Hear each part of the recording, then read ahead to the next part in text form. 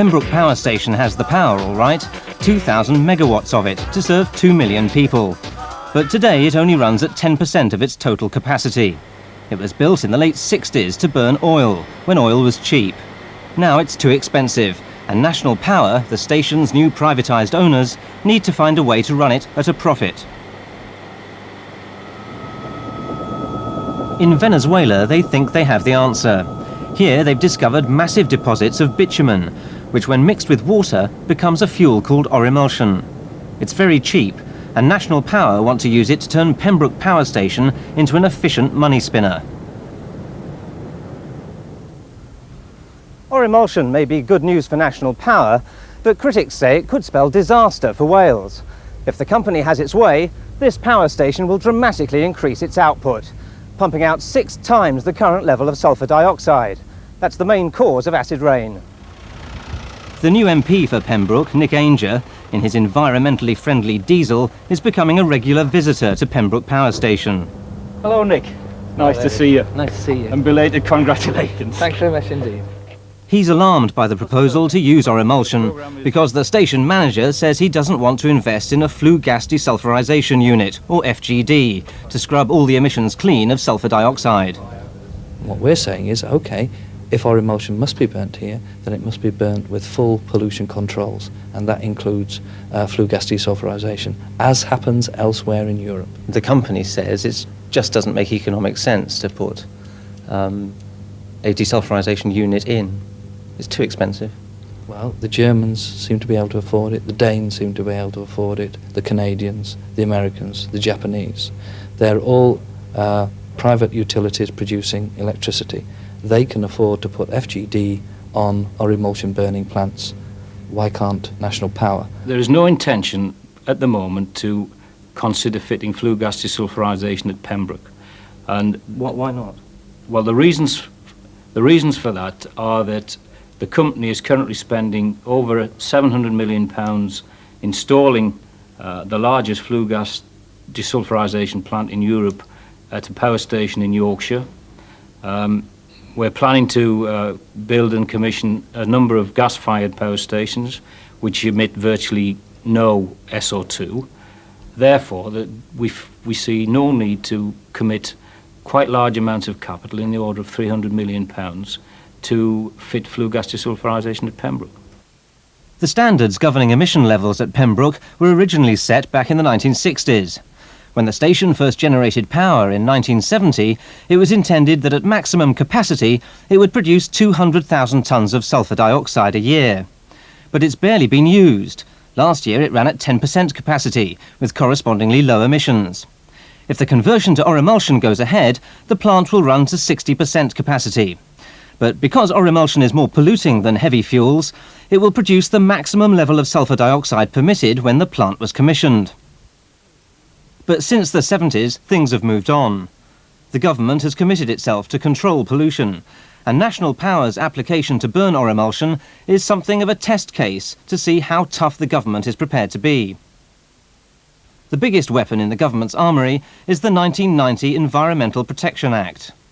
It gives Her Majesty's Inspectorate of Pollution greater powers to act as an environmental police force to ensure that the best available techniques, not entailing excessive cost, are used to prevent harmful emissions. An increase of pollution levels in Wales seems to fly in the face of the European objective of reducing sulphur dioxide emissions by 60% by the year 2003. But in making their case to Her Majesty's Inspectorate, National Power insists that the plans for Pembroke should be put into a national context. Any increase in emissions from this power station will be offset by a reduction in emissions from other power stations within the company. I take the point that National Power as a company is trying to reduce sulphur emissions as a whole, but isn't it very damaging for a company that says it's environmentally friendly to increase pollution at a station in a sensitive area like this in Wales? Yes, I've got to agree that from the PR point of view, it's a difficult concept to get over to the general public, but I think we've just got to work on trying to convey to the public the real facts of the situation and convince them that the project is not going to have a marked deterioration in the level of fallout or emissions in the area. The local environment lobby in Pembroke is not impressed by talk of national averages. Their main concern is with the impact any new emissions will have on Wales. The intention is it's a six-fold increase. Wales is already a third acidified. That's government research that proves that. Now it's acidified, acid damaged. A fifth more is likely to become threatened to such an extent. And so, under today's climate of environmental awareness, we need major industries to take environmental issues seriously, not to pay just a little bit of lip service to it, and to fit the filtering technology that's needed. In Kent, National Power's rival Powergen have already been burning orimulsion for 2 years at their Richborough power station. Powergen boast about their clean chimney, but wouldn't give us their figures for sulphur emissions. The company has not fitted sulphur cleaning equipment. A year ago, this headline appeared in The Sun. Black rain eats cars. After a cloud of black soot descended on several £1 million worth of new cars stored next to Richborough, damaging the paintwork. Peugeot have now moved all their new cars out of this parking lot next to Richborough power station. They're seeking substantial damages in the courts. But Powergen insists that orimulsion is not to blame. That incident was over a year ago. It's been thoroughly investigated by Her Majesty's Inspectorate of Pollution and the station staff, and it has been shown that it was not connected with orimulsion at all. But Peugeot are considering court action against you for compensation. I don't wish to discuss those matters on the media. It's caused quite a lot of damage from the PR point of view, the fact that this incident occurred at Richborough Power Station.